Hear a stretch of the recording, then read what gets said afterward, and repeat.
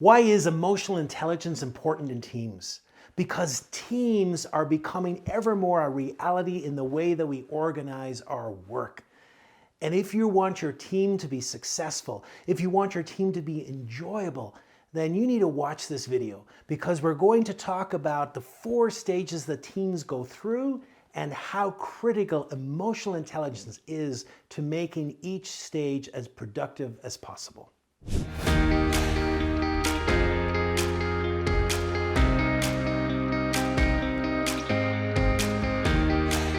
You know, a few weeks ago, I went to Belfast, which is just about an hour from where I was born. And there's a wonderful new museum there called the Titanic Museum, because the Titanic was built in the Belfast shipyards. And as you go through the museum, one of the things that came to light that perhaps I wasn't fully aware of was the fact that as they were building the ship, there were questions raised by certain people about the stability of the ship and what would happen if the ship struck an iceberg or part of the bottom of the ship was pierced. And then we also know that in that frightful night when the ship went down, there were numerous reports of icebergs, and yet no one raised questions. And so the point is that in teams, what is it that in certain teams, people raise critical questions that when they come to light, help surface problems that have to be dealt with? I'm wondering in this circumstances, if someone had felt confident enough to raise the problems, if we might not have had that disaster after all. In this video, we're going to talk about emotional intelligence. What helps a team be cohesive? What helps a team raise critical issues that can help the outcome of great decisions? When I'm doing training with teams, I like to begin with certain questions about asking them, what was it like the best team that they ever worked on? What were some of the things that were happening in that team? And often I'll get things like there was great communication, I was kept in the loop, I felt respected, I felt wanted, we got things done. And then I ask, well, what was the experience like of the worst team that you were ever on? And it's almost the opposite. There was no trust. We were always at each other's throats. I didn't feel respected. I didn't feel like I could speak up. All of these are critical because they are behaviors based on emotional intelligence. And so why is emotional intelligence important in teams? Because if we want teams to function well, then we have to operate at the highest levels of emotional intelligence. You know, Google did a survey recently, and they asked this simple question: why is it that some teams are impactful and incredibly great, and why are other teams less impactful? They wanted to find what the secret sauce was that makes great teamwork.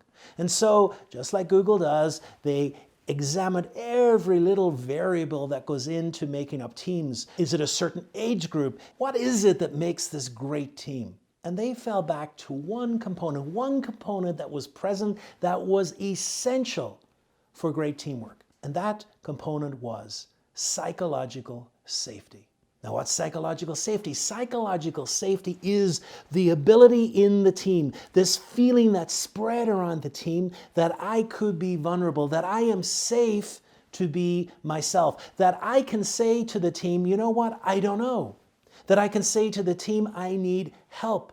That it's okay to make mistakes, that it's okay to raise challenges. The psychological safety and the level of psychological safety was the clear determinant into how well that team functioned. And of course, psychological safety is a subsection of emotional intelligence. Emotionally intelligent teams can create that space of psychological safety so that our teams can function at their highest levels. There's been lots of research done on teams. I just referred to Google. Another one was by a psychologist called Bruce Tuckerman. And he really analyzed what are some of the cycles that a team goes through to make it a truly well-functioning team. And he came up with 4 stages that I want to introduce to you because they're incredibly important, because at each stage there's a critical element of emotional intelligence that a team must embrace in order to become high functioning. So the first stage is the forming stage. You know, you've been in these teams before. It's the first couple of meetings. Everyone is polite to each other. It's the get to know you stage. And everyone is kind of sussing out the other people on the team. We're setting out the work and the guidelines, and normally it's at that polite stage. Where does emotional intelligence come in here? Emotional intelligence comes in because at this stage, it's critical to begin to form bonds between each other. It's that fourth stage of emotional intelligence, relationship management, knowing how to get to know each other, to ask great questions which uncover information about the other person. It's also bringing in some self-awareness of knowing and noticing how I am reacting to other people. And it's also bringing in some social awareness, recognizing others and their needs and how they also come to this team. So that's the first stage, the forming. Then comes the second stage, and let me tell you, this is the storming stage. The honeymoon is over. We are now bringing our true selves, and all of a sudden, there is conflict. And conflict becomes part of what's happening on the team. There is a fight for clarity on this team, and it can be marked with not only conflict, but competition and blame and defensiveness. Where does EQ come in? Well, emotional intelligence is incredibly important at this stage because it enables us to have more constructive conflict. It enables us to realize when our triggers have been pressed and how we are showing up. It enables us to recognize perhaps some of the defensiveness that I am bringing to the conversation. It enables us to de-escalate our anger so that our arguments can be more constructive and focus on ideas rather than other people. The third stage is norming. This is where we establish the group norms. We've got over some of this early conflict, and now there is conflict, but the conflict has moved from rather it being personal to really being conflict around really good ideas. This is where the group establishes working norms and is able to establish avenues of accountability. Where does emotional intelligence come in? Emotional intelligence comes in because at this stage, what's required is an ever-increasing ability to listen and an ever-increasing ability to trust each other on the team. And so the aspects of self-awareness, self-management, relationship management helps us build trust and some of that psychological safety that I mentioned at the beginning of this video. Finally, we come to the last stage, which is performing. Here we have a team which has worked out accountability. Here we have a team which is functioning at the highest level, where there's minimal direction needed because the team is almost self-directing. It's reaching for results. There's a commitment and a shared commitment on the team. Where does emotional intelligence come in at this stage? It's the ability to hold each other accountable.